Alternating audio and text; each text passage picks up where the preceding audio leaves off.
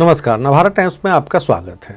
आज हम चर्चा करते हैं खादी और खाकी के कनेक्शन की, और इसके लिए आपको ले जाते हैं एक साल पहले, जब 1 फरवरी 2022 को एक चौंकाने वाली खबर आती है। आपको ध्यान होगा, उस दिन इन्फोर्समेंट डायरेक्टरेट के joint director Rajeshwar Singh Bharatiya Janata party join करने वाले हैं, इस तरह की खबर आती है, और उसी दिन उनका वीआरएस मंजूर भी होता है। तब तक उत्तर प्रदेश विधानसभा चुनावों की तारीखों का ऐलान हो चुका होता है, और वीआरएस मंजूर होने के दिन ही राजेश्वर सिंह एक तरीके से लखनऊ के सरोजनी नगर विधानसभा क्षेत्र से इलेक्शन लड़ने की तैयारी कर रहे होते हैं। होता भी यही है, जब लिस्ट आती है कैंडिडेट की तो उनका नाम फाइनल होता है, वो जीत भी जाते हैं और आज विधानसभा में भाजपा के सदस्य हैं। उनकी पत्नी लक्ष्मी सिंह हाल ही में नोएडा की पुलिस कमिश्नर बनाई गई है। ये बताते हुए स्पष्ट कर दूं कि इन दो बातों का कोई कनेक्शन नहीं है, न मेरा इरादा है। ये भी स्पष्ट कर दूं कि राजेश्वर सिंह ने ईडी में रहते हुए कॉमनवेल्थ गेम्स, 2G घोटाला, स्पेक्ट्रम घोटाला जो बहुत चर्चित हुआ, सहारा सेबी का केस, एयरसेल मैक्सिस डील जैसे मामलों की जांच की, जिस पर कितना सियासी तूफान पैदा हुआ था ये हमको भी पता है और आपको भी पता है। हमें और आपको ये भी पता है कि इन जांचों में कौन निशाने पर था, वो किस पार्टी से था, जिस पॉलिटिकल पार्टी को इससे फ़ायदा हुआ वो कौन सी पार्टी थी, ये सब पब्लिक डोमेन में है, और उसका नतीजा क्या निकला, कई चुनावों में उसका क्या असर हुआ, ये भी हमें पता है। लेकिन चर्चा सिर्फ राजेश्वर सिंह की आज नहीं करनी है। मुझे अजीब लगा जब आज यानी 2 जनवरी को राजेश्वर जैसी एक और खबर मुझे पढ़ने को देखने को मिली। प्रयागराज में आईजी रहे कविंद्र प्रताप सिंह विश्व हिंदू परिषद में शामिल हो गए हैं। मतलब वो आईपीएस ऑफिसर रहे हैं और उनको काशी प्रांत का अध्यक्ष बना भी दिया गया है। मतलब हालांकि वो 3 महीने पहले रिटायर हुए थे। सोनभद्र के रहने वाले हैं, यूपी में ही, और माना जाता है कि कुंभ मेला प्रबंधन से योगी बहुत खुश थे, क्योंकि वहाँ पे उनको इंचार्ज बनाया गया था। इसी काम के लिए उनको सम्मानित भी किया गया था। राजेश्वर सिंह यूपी पीसीएस से पुलिस अधिकारी बने तो केपी सिंह आईपीएस हैं। मतलब दोनों में एक थोड़ा सा फर्क है, और 1-2 नहीं, आपको ऐसे कई मामले देखने को मिलेंगे जब सत्ता के करीब रहे आईएएस आईपीएस अफसर ने किसी खास राजनीतिक पार्टी को ज्वाइन कर लिया हो, कुछ ही घंटों में खाकी से कुर्ता पैजामे पर वो नजर आए हों। ये कोई 1-2 उदाहरण नहीं है, मैं आपको पहले ये भी बता दूं। राजेश्वर सिंह के साथ ही कानपुर के पुलिस कमिश्नर रहे असीम अरुण भी भाजपा से विधायक बन चुके हैं, ये भी आपको ध्यान होगा। साथ ही पीएमओ के कद्दावर अफसर शाह AK शर्मा भी वहां भेजे गए। बिहार के डीजीपी रहे गुप्तेश्वर पांडे ने तो खैर वो हद कर दी थी। उन्होंने अपने करियर में 2 बार वीआरएस लिया। आखिरी बार लिया था रिटायरमेंट से ठीक पहले 2020 में, जब उन्हें किसी पार्टी ने कैंडिडेट नहीं बनाया, तो आज वो प्रचार करते हैं अध्यात्म का। और इससे पहले 11 साल 2009 में 11 साल पहले, तब लोकसभा का चुनाव होना था और उनकी नज़र बक्सर लोकसभा सीट पर थी। वो बीजेपी से टिकट चाहते थे, लेकिन भाजपा ने लालमुनि चौबे पर ही भरोसा जताया, उनका टिकट कट गया, और इसके बाद राज्य सरकार ने उनकी वीआरएस याचिका स्वीकार नहीं की और फिर से वो पुलिस सर्विस में आ गए। अब ज़रा सोचिए, आज जो हम चर्चा कर रहे हैं आलोक से समझिए में, कि बीजेपी से टिकट की चाह रखने वाला अफसर अगले 10 साल तक उस निष्पक्षता के धर्म को कैसे निभाएगा जिसकी कसम ट्रेनिंग के दौरान दिलाई जाती है। नीतीश कुमार कैबिनेट में मंत्री सुनील कुमार भी आईपीएस हैं। ये रिटायरमेंट के 29 दिन बाद ही नीतीश की पार्टी जेडीयू में आ गए थे। अब ये ऐसे अफसरशाह आईपीएस आईएएस जिनका ध्येय राजनीति है, रास्ता नौकरी है, वो कैसे जस्टिफाई कर सकते हैं अपनी नौकरी को। अब कुछ आईएएस और आईपीएस की हम लिस्ट देखते हैं जिन्हें राजनीति से प्यार हो गया। ये प्यार नौकरी करते जगह होगा, इसमें कोई शक है क्या? प्यार परवान चढ़ता है तब आप नौकरी छोड़ते हैं। परवान से मतलब है जब गोटी सेट हो जाए। सेट होने की प्रक्रिया तो नौकरी चलते हुए में ही होती है, और उस समय आप जिम्मेदार पद पर होते हैं। लिहाजा संविधान का पालन करते होंगे या किसी नेता के ऑर्डर का, ये बताना मुश्किल नहीं है, लेकिन आपके लिए समझना जरूरी है, और उन सियासतदानों के लिए भी जो लगातार 2012 के बाद इस चीज को बढ़ावा देते आए हैं, चाहे पार्टी कोई भी हो, सत्ता में कोई भी हो। तो खाकी से जो खादी वाले अफसर कुछ बने हाल के दिनों में और पहले भी, एक तो मैं नाम आपके सामने के अन्नामलाई 2011 बैच के आईपीएस अफसर थे, बल्कि अब 9 साल में ही नौकरी रास नहीं आई। 2020 में उन्होंने बीजेपी ज्वाइन किया और अभी तमिलनाडु में बीजेपी के अध्यक्ष हैं, प्रदेश अध्यक्ष। यही हाल आर नटराज का है। ये जनाब AIADMK के नेता हैं, चूँकि इन्होंने उसी पार्टी को ज्वाइन किया।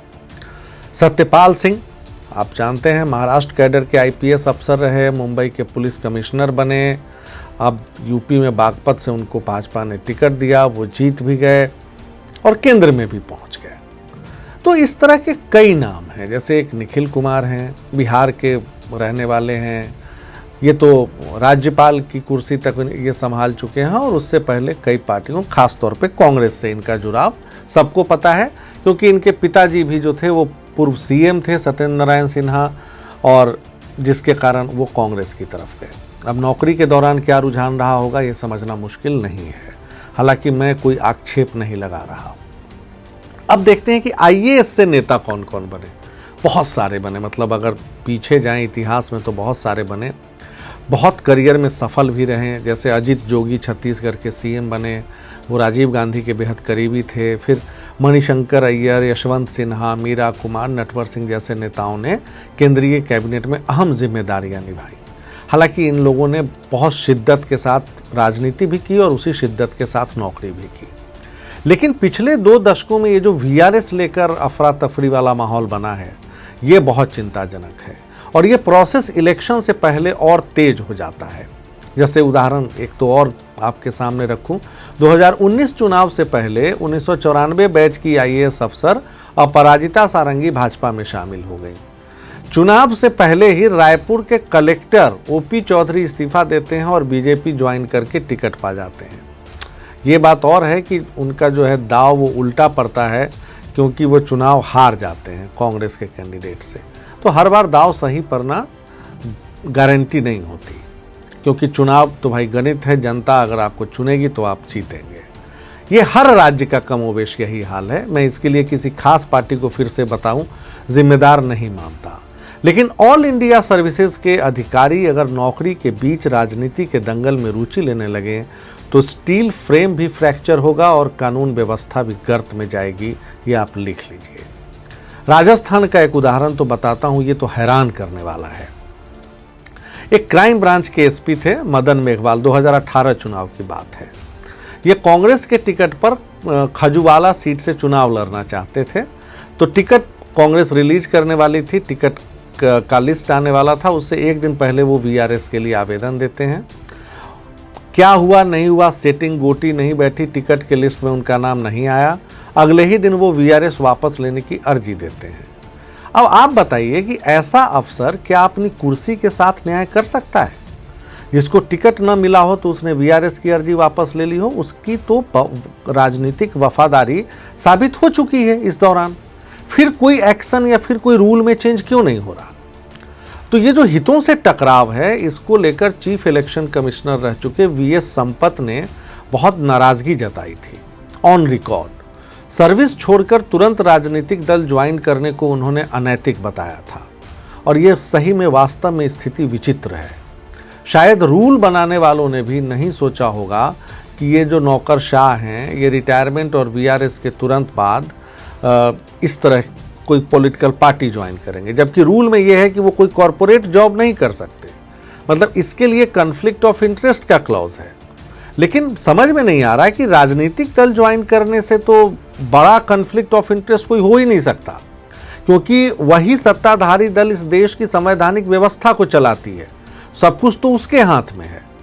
2012 में चुनाव आयोग ने सरकार से एक सिफारिश की थी कि रिटायरमेंट लेने वाले या वीआरएस लेने वाले आईएएस आईपीएस अफसर कम से कम 2 साल तक चुनावी राजनीति से दूर रहें। तब सरकार किसकी थी? मनमोहन सिंह की थी। लेकिन सरकार ने इसे नहीं माना, जबकि ऑल इंडिया सर्विसेज रूल के मुताबिक किसी अफसर का कोई रिश्तेदार भी चुनाव लड़ता है तो वो उसके लिए प्रचार नहीं कर सकता। मैं उस रूल्स को, उसके कई पॉइंट्स हैं, उसको भी आगे बताऊंगा। लेकिन ये स्थिति विचित्र है।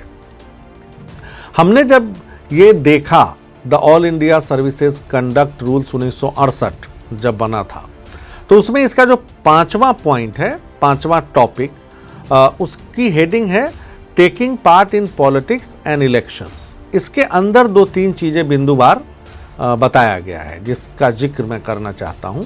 नंबर 1, सेवा के दौरान कोई भी सदस्य किसी राजनीतिक दल से कोई ताल्लुक नहीं रखेगा, किसी भी तरीके से किसी राजनीतिक आंदोलन या राजनीतिक गतिविधि में हिस्सा नहीं लेगा और न ही इसमें सहयोग करेगा।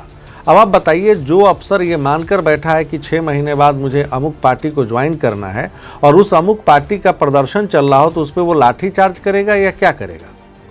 मतलब ये सोचने की बात है। ये एग्जाम्पल। दूसरा पॉइंट जो था कि अफसर का कर्तव्य है वो अपने परिवार के किसी सदस्य को ऐसे संगठन में शामिल होने से रोकेगा जो परोक्ष या प्रत्यक्ष तरीके से कानून का सम्मान नहीं करता हो। एक और अगला पॉइंट, अगर कोई संशय की स्थिति है या कन्फ्यूजन है तो वो अफसर इसकी सूचना अपने रिपोर्टिंग मैनेजर को देगा और तब वो इस पे फैसला देगा कि उसको क्या करना है। 5वां पॉइंट, किसी भी विधायक, सांसद या स्थानीय निकाय के चुनाव में किसी तरह के प्रचार में हिस्सा लेना मना है। अफसर अपना वोट डाल सकते हैं, नो डाउट, लेकिन उनका रुझान किस तरफ है ये इसे जगजाहिर नहीं कर सकते। अफसर अपनी गाड़ी, घर या ऑफिस में किसी भी पार्टी का सिंबल नहीं लगा सकता। लेकिन अब ये सोचिए कि जिसने तय कर लिया हो कि मुझे कांग्रेस या बीजेपी ज्वाइन करना है, वो क्या अपना रुख जगजाहिर नहीं करता होगा कहीं भी, या उसके एक्शन से पता नहीं चलता होगा? अब आप रूल्स देख लीजिए जो नौकरी के दौरान लागू होते हैं और तय कीजिए कि वो अफसर इन नियमों को कैसे मान सकता है जो कल नौकरी छोड़कर किसी पार्टी को ज्वाइन करने वाला हो या मन बना चुका हो। और नौकरी के दौरान वो अपने राजनीतिक आकाओं की पीठ ही तो खुजलाएगा जिसके बदले मेवा मिलने वाला है। तो ये इसलिए मेरा मानना है कि वीआरएस लेने वाले अफसरों को 5 साल और रिटायर होने वालों को 2 साल तक राजनीति से दूर रखने का प्रावधान होना ही चाहिए हर हाल में। अगर ऐसा नहीं हुआ तो नेता अफसर का गठजोड़ सिस्टम को तार तार कर सकता है। आज के लिए इतना ही। बुधवार को फिर मिलेंगे, तब तक के लिए नमस्कार।